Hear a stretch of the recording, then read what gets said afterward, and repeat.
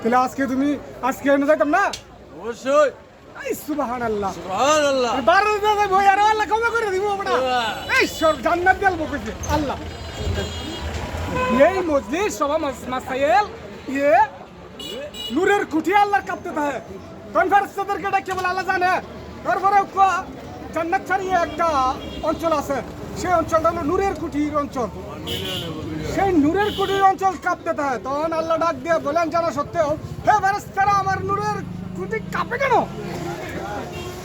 ফেরেশতা ডাক দিয়ে বলে হে আল্লাহ কাঁপতেছে দুনিয়ার বাড়িতে আপনার